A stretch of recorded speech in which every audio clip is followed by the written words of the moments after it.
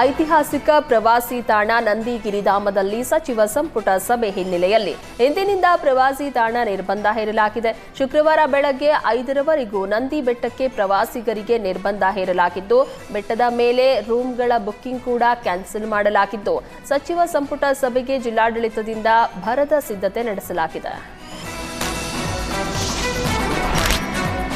545 PSI ನೇಮಕಾತಿ ಹಗರಣದಲ್ಲಿ ಅಮಾನತಾಗಿದ್ದ ಅಧಿಕಾರಿಗಳನ್ನ ಅಮಾನತಿನಿಂದ ಬಿಡುಗಡೆಗೊಳಿಸಿ ಆದೇಶಿಸಲಾಗಿದೆ. ಬೆಂಗಳೂರು ಡಿವೈಎಸ್ಪಿ ಮಲ್ಲಿಕಾರ್ಜುನ್ ಸಾಲಿ, ಹಾಸನ PTS ಡಿವೈಎಸ್ಪಿ ಶಾಂತಕುಮಾರ್, ಮಂಗಳೂರು KSRPಯ ವೈದ್ಯನಾಥ್ ಕಲ್ಯಾಣಿ ರೇವೂರ, ಇನ್ಸ್ಪೆಕ್ಟರ್ ಆನಂದ ಮೇತ್ರಿ ಸೇರಿ ಅಮಾನತಾಗಿದ್ದ ಅಧಿಕಾರಿಗಳಿಗೆ ಸ್ಥಳ ನಿಯುಕ್ತಿಗೊಳಿಸಿ ಸರ್ಕಾರ ಆದೇಶವನ್ನ ಹೊರಡಿಸಿದೆ. ಕೋರ್ಟ್ಗೆ ಚಾರ್ಜ್ ಶೀಟ್ ಸಲ್ಲಿಕೆಯಾದ ಹಿನ್ನೆಲೆ ಅಮಾನತು ಆದೇಶವನ್ನ ಸರ್ಕಾರ ಹಿಂಪಡೆದಿದೆ. ಅಮ್ಯೂಸ್ಮೆಂಟ್ ಪಾರ್ಕ್ಗೆ ಮಾಜಿ ಸಂಸದೆ ಸುಮಲತಾ ವಿರೋಧ ವ್ಯಕ್ತಪಡಿಸಿದ್ದಾರೆ. ಸೋಷಿಯಲ್ ಮೀಡಿಯಾ ಮೂಲಕ ಸರ್ಕಾರದ ಯೋಜನೆಗೆ ಸುಮಲತಾ ಬೇಸರ ಹೊರಹಾಕಿದ್ದಾರೆ. ಕೆಆರ್ಎಸ್ನಲ್ಲಿ ಅಮ್ಯೂಸ್ಮೆಂಟ್ ಪಾರ್ಕ್ ನಿರ್ಮಾಣಕ್ಕೆ ರಾಜ್ಯ ಸರ್ಕಾರ ನಿರ್ಧರಿಸಿದೆ.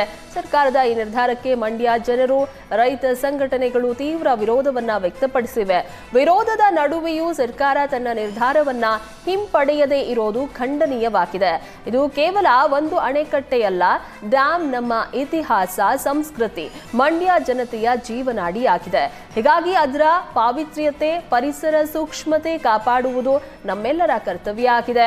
ಮಂಡ್ಯದ ಅಭಿವೃದ್ಧಿಗೆ ಆದ್ಯತೆಯನ್ನ ನೀಡಬೇಕು. ಅದರ ಬದಲು ದುಂದುವೆಚ್ಚಕ್ಕೆ ಮುಂದಾಗಿರುವ ರಾಜ್ಯ ಕಾಂಗ್ರೆಸ್ ಸರ್ಕಾರ ಈ ಯೋಜನೆಗೆ ನನ್ನ ವಿರೋಧ ಇದೆ ಅಂತ ಸುಮಲತಾ ಕಿಡಿಕಾರಿದ್ದಾರೆ. ಆರ್ಸಿಬಿ ವಿಜಯೋತ್ಸವ ವೇಳೆ ಚಿನ್ನಸ್ವಾಮಿ ಕ್ರೀಡಾಂಗಣದ ಬಳಿ ಕಾಲ್ತುಳಿತ ಸಂಭವಿಸಿ 11 ಜನ ಅಮಾಯಕರು ಜೀವ ಕಳೆದುಕೊಂಡಿದ್ದಕ್ಕೆ ಸರ್ಕಾರನೇ ನೇರ ಹೊಣೆ. ದುರಂತದ ಹೊಣೆ ಹೊತ್ತು ಸಿಎಂ ಸಿದ್ದರಾಮಯ್ಯ ಹಾಗೂ ಡಿಸಿಎಂ ಡಿಕೆ ಶಿವಕುಮಾರ್ ರಾಜೀನಾಮೆಯನ್ನ ನೀಡಬೇಕು ಅಂತ ಬಿಜೆಪಿ ಆಗ್ರಹಿಸ್ತಾ ಇದೆ. ಇದೇ ವಿಚಾರಕ್ಕೆ ಬಸವ ಕಲ್ಯಾಣದಲ್ಲಿ ಬಿಜೆಪಿ ಕಾರ್ಯಕರ್ತರು ಪ್ರತಿಭಟನೆಯನ್ನ ನಡೆಸಿದ್ರು. ಬಸವ ಕಲ್ಯಾಣ ನಗರದ ಅಂಬೇಡ್ಕರ್ ವೃತ್ತದಲ್ಲಿ ಬಿಜೆಪಿ ಮುಖಂಡರು ಪ್ರತಿಭಟನೆ ನಡೆಸಿದ್ರು. ಸಿಎಂ ಡಿಸಿಎಂ ತರಾತುರಿಯಲ್ಲಿ ಕಾರ್ಯಕ್ರಮ ಆಯೋಜಿಸಿ 11 ಜನ ಆರ್ಸಿಬಿ ಅಭಿಮಾನಿಗಳನ್ನ ಬಲಿ ಪಡೆದಿದ್ದಾರೆ. ಸರ್ಕಾರದ ವೈಫಲ್ಯ ಮರೆಮಾಚಲು ಪೊಲೀಸ್ ಅಧಿಕಾರಿಗಳನ್ನ ಅಮಾನತುಗೊಳಿಸಿದ್ದಾರೆ. ಆದರೆ ಪ್ರಕರಣದ ನೈತಿಕ ಹೊಣೆ ಹೊತ್ತು ಸಿಎಂ ಹಾಗೂ ಡಿಸಿಎಂ ರಾಜೀನಾಮೆಯನ್ನ ನೀಡಬೇಕು ಅಂತ ಆಗ್ರಹಿಸಿದ್ರು.